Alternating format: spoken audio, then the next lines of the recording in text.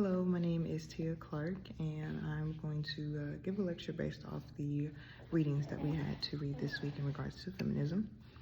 So the first one I want to go over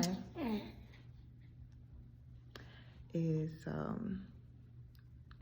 for DC's Hooks. I hope I'm pronouncing her name correctly. But the article that we were reading, I feel she talked a lot about the patriarchy that was repeated throughout the whole entire essay. But she went on a deeper level with it. She did explain to people who don't know what the patriarchy, what it is, because people have heard that word. People kind of put it with feminists, as she says, but people don't really know what it defines to.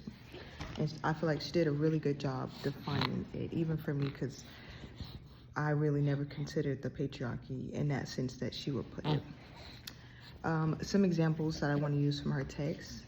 One, religion taught patriarchy through saying God placed man on here to rule the world, and women were placed to help them accomplish the dream, also to obey, assume, and subordinate role. Also taught God is male, teaching enforced in clubs, sports arenas, schools, courthouses, churches, etc. She then takes a deep dive into her own personal life and how the patriarchy affected her personal life. She says, as a daughter, she was taught to serve, be weak, free from burden of thinking, to caretake and nurture others. That is pretty typical. Women are raised upon those beliefs. Me personally, I can relate to that, as a lot of women are raised to be, caretakers and nurturers, and to have children, and to let men do all of the talking and control things. She then says her brother was taught to provide, be strong, to think, strategize, plan, refuse to care, take, or nurture others. Example she also used from her childhood was when she was playing marbles with her brother. Prior to this, she was playing marbles with her brother, and she's pretty competitive and more aggressive than him, which she never thought nothing about that. She's only 4 or 5 years old, so she's just thinking, I want to play with marbles, and her brother really didn't care. The father realized that she was more aggressive than him, and he didn't like that, so he told the brother that this is a boy game, and to let her know that she cannot play.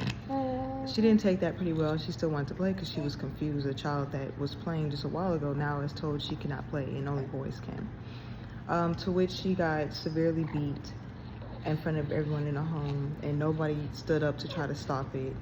To which that day she learned that her father and the patriarchy was that he is the man of the house and everyone falls beneath him. We must listen and follow his rules, and what he says goes, basically. And that was one of the first experiences she learned. She then goes into say psychological patriarchy, meaning it's not just men, but women who have been conditioned in their ways of thinking. It takes me back to her personal childhood, how her mother would tell her, I tried to warn you, or you need to listen when dad says this, or when man says this.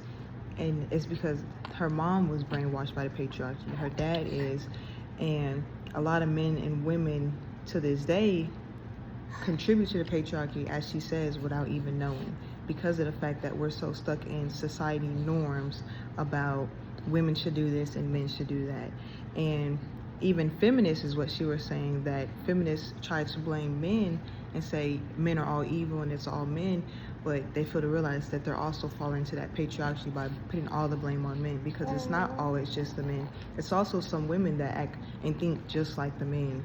So we have to take the blame away from just one person and put it on both for us to basically break free from the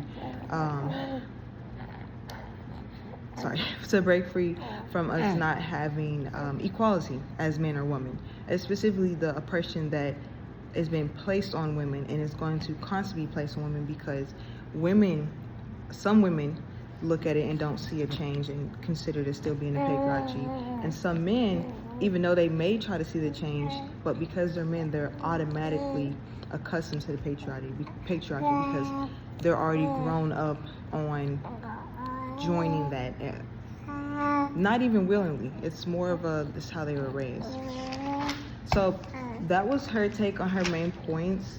She definitely deep dived through, of course, the patriarchy and how both men and women contribute to it and how we need to stop the contribution. As she said in this one quote,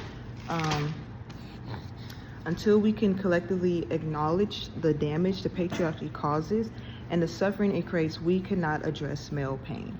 Meaning when men cry out about, mental health awareness, the mental health awareness is on them because of the patriarchy, because men are told they cannot express their emotions, as it will make them more like feminism or more like a woman.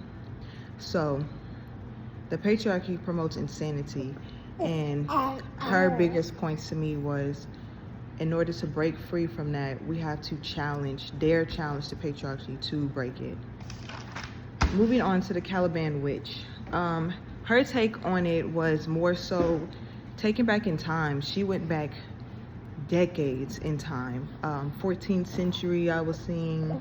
She talked about the politicization of sexuality, which that dated back to the 1300s, I believe, in Europe with the churches in Ireland, how they seen the power that women had of their bodies and how it was controlling men, basically. And not purposely, but it's the fact that, women have breasts, and when men would see that and get aroused. So because of that, in the churches, they would force women to now feel ashamed for having those body parts and feel ashamed of their sexuality.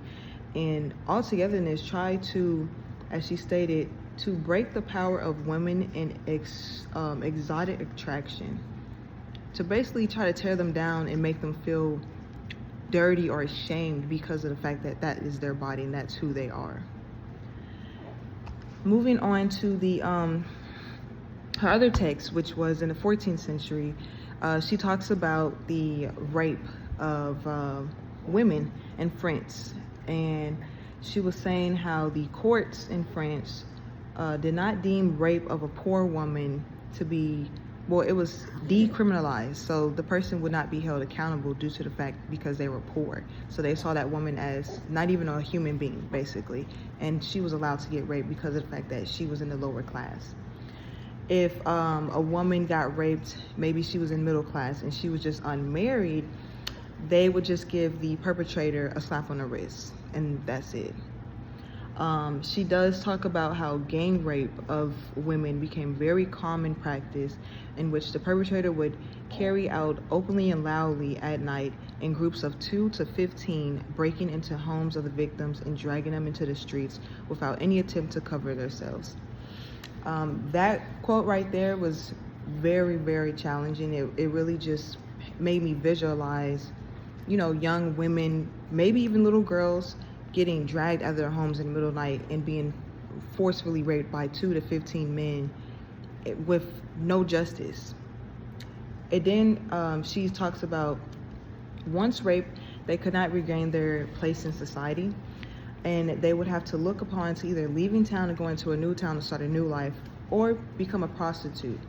And in regards to becoming a prostitute, now you're forced to give your body for sex to pay bills or to live, like you were forced to give your body for sex and you didn't even want to be raped in the first place. So that's how I took that she was writing that, and it just really makes you think on a deeper level. For her feminist, the next text, the feminist criticism, takes place from the 1960s all the way till today. The quote, feminist criticism is concerned with the ways in which literature and other cultural productions reinforce or undermine the economic, political, social, and psychological oppression of women. I took that upon as the other texts we were reading. Now these were written by women, but I can say other things written by men. The authors do tend to make women more sexualized than what they need to be, of course. They try to make women out to be crazy, and I've noticed it in a difference between a woman's director and a men's director, on how they depict women in the real world. Another quote I got was, a chilling example, perhaps the most chilling example is found in today's world of modern medicine, where drugs prescribed to both sexes are often only tested on male subjects. That, of course, is very bad, because there's a lot of birth controls, pain pills, thyroid medicines that women take, and to hear that they're not even catered to how women will react to it, only to how men, just speaks on kind of the moral of all of this is just the patriarchy. And honestly, the patriarchy correlates in every single one of these stories, as it points out how men still, even to this day, are on a pedestal compared to women, and they feel like they're at power. Now, of course, there are women who are challenging men and, feeling like, I can be empowered too. And it's not so much of a power thing battle between us, but it's the fact that we're human too. We deserve to do our own things. And I felt like reading all of these, it just really speaks on the fact that honestly, we are really, really lost in the patriarchy, and I really don't know when there will be a massive change to where equality rights for women will actually come, basically. But that was my take lecture on all three of the articles we read, and I hope you enjoyed it.